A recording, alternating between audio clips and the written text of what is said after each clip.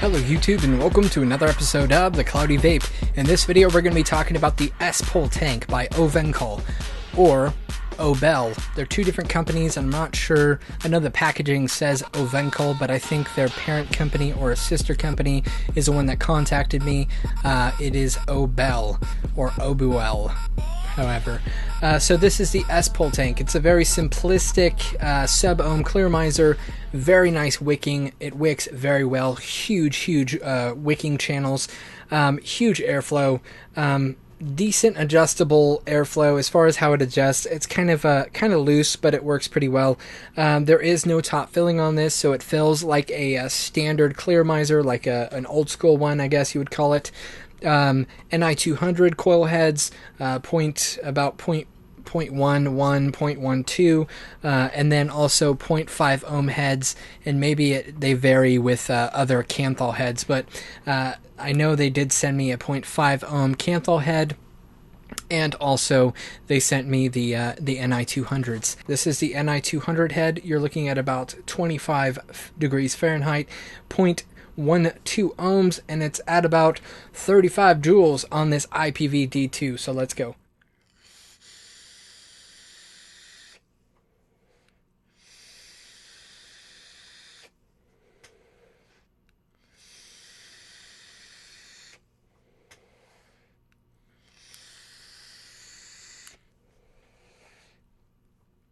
Boom, so the Ni200 coil heads work really well.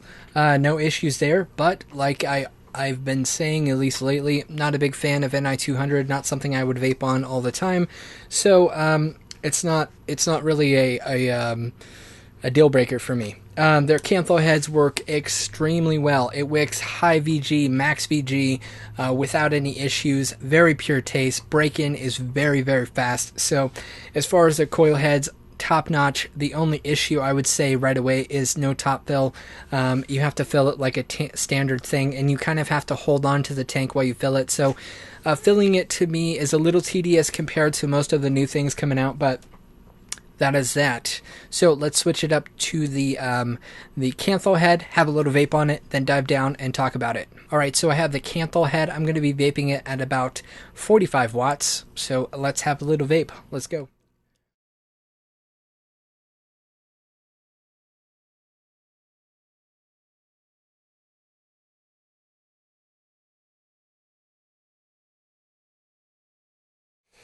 So like I said, I enjoy the Kanthal head way more than the Ni200, and that just goes for all devices.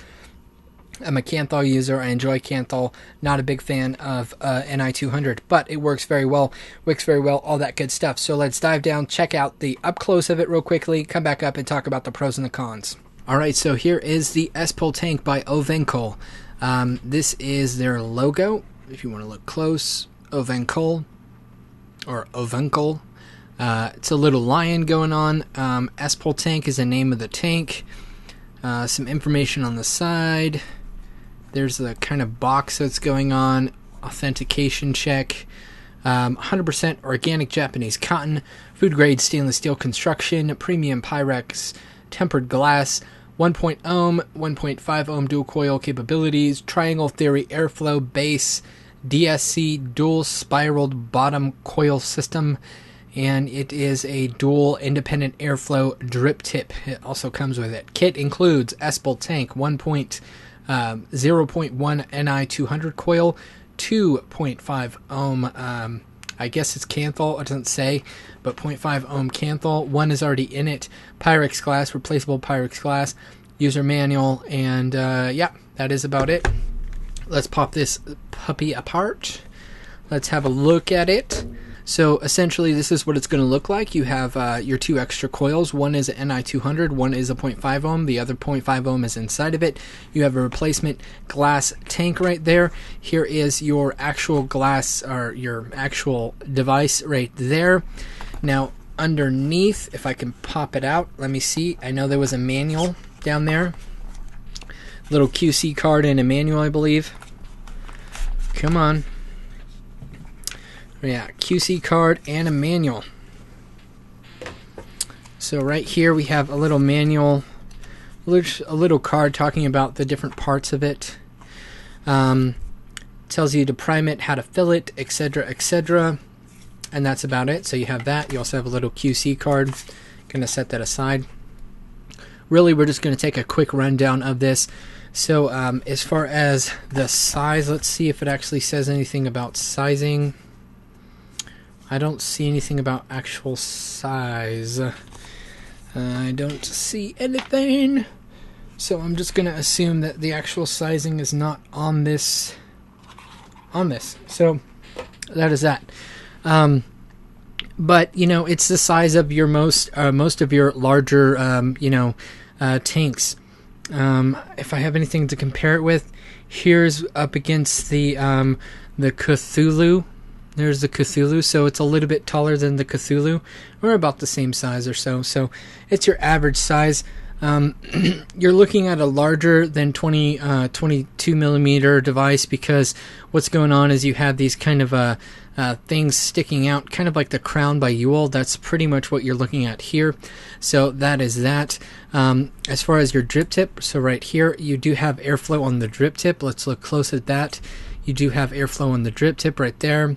It is adjustable, and it is a decent drip tip, nice and smooth around the edges, and that is your drip tip. Looking at the top, as far as the build quality, you have some like heat sink type fins right there. You also have some heat sink down here, but it's also kind of cutting off the airflow. So you have very large airflow on the inside of this, but you also have these adjustable areas, and it's kind of hard to see unless you look really close. But essentially, if you kind of see right there, that's an opening that closes off. You see that right there. Right there. So that opening closes off, opens up.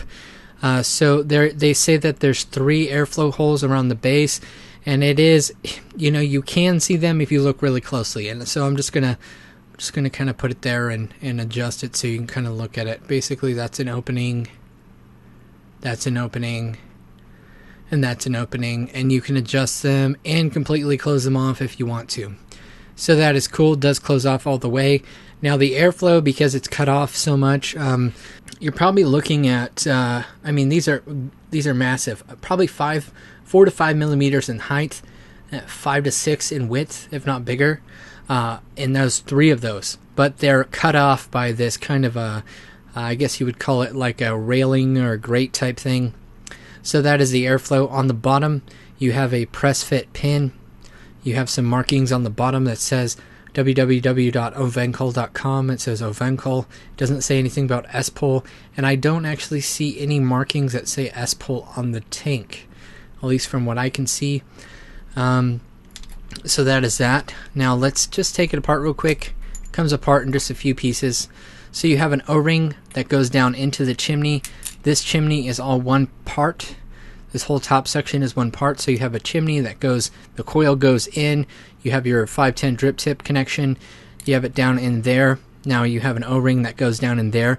Now when you take this apart, be very, very careful, because the drip or the O-rings, at least from what I can see, they're different sizes. The top and the bottom O-rings are a little bit different in size. And I had it wrong one time when I switched it, so just be very careful when you do that. Make sure that when you pop it off, you remember which one is top O-ring and which one is bottom. So looking down in there, you do have a bottom O-ring. Here's your glass that you can pop off, and this O-ring does come off of this if you want to. I'm just going to leave it on so I don't forget like I did before. Okay, so pop that down in there. You have these little eyelets in there, these square kind of window type thing that basically when you put this down in, that makes the juice flow holes exposed right there. Looking at the bottom, like I already said, you have some gripping right here. A lot of nice texturing going on around here. Also nice texturing right there. It is just kind of a heat sink type fins, but you also have a very nice texturing going on. It's a very smooth, very well machined tank, and it works really well. So it is a nice little piece of stuff. So as far as your coil head, this is going to be your 0.5 ohm coil head, and as we talked about earlier already, I already vaped on the 0.5 ohm and the Ni200. Here are your generous juice flow right there. I'm going to say 5 millimeter juice flow holes all around, so you have a total of 4 of those. Looking down in, it is a vertical coil. You have some mesh on the top, stainless steel mesh. You have your pin, etc., etc. You have your grommet, just like most of them. Looking down in there, you have a pin and a threading down in there that threads into here, makes connection, and boom, that makes your positive connection. So essentially, it is a very simplistic device, but it works really well. Bumps up the wattage a lot. You can definitely go high on the wattage on this. Actually, let me pull off this coil and I'll show you exactly what it says on the actual coil. Let me pop it off. Alright, let me find it.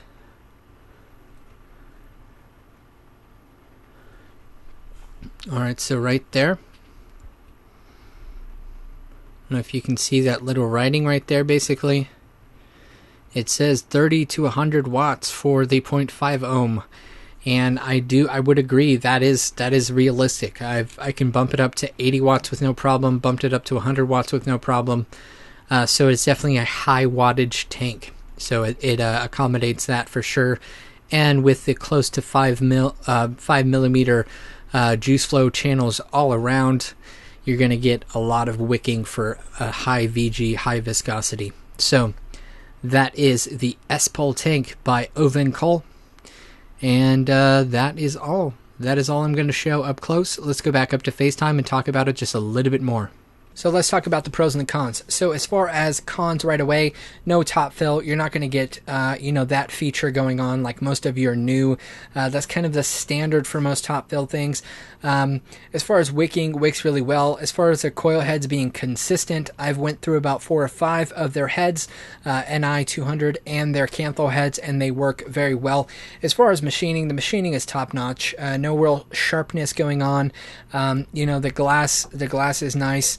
It's kind of sleek in there, so it is exposed to being dropped and will break, so there's no real cage on it.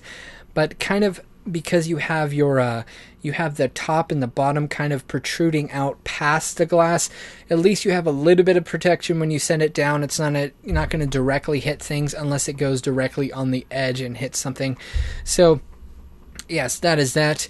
As far as performance, the performance is top notch. It's up there with your top end sub-ohm Clearomizers.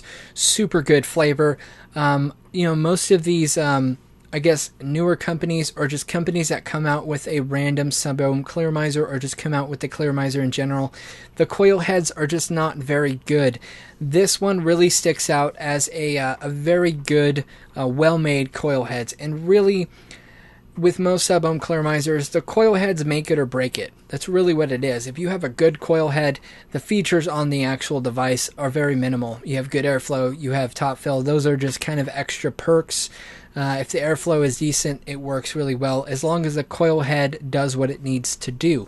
So, with saying that, this coil head absolutely is up there with the rest of them. It can wick high VG. You can also go really high wattages on this one. Very, very good. I believe you can go up to, 100 watts, almost 100 watts with the 0.5 ohm. And it's just delicious. It works really well. The flavor is great, and that is that. So those are my thoughts on the Espole tank by Ovancl. So that is all going to wrap up this review, and I will talk to you soon. Thanks for watching this video. If you liked it, please like it. If you like my videos in general, please subscribe. And as always, stay classy and keep vaping.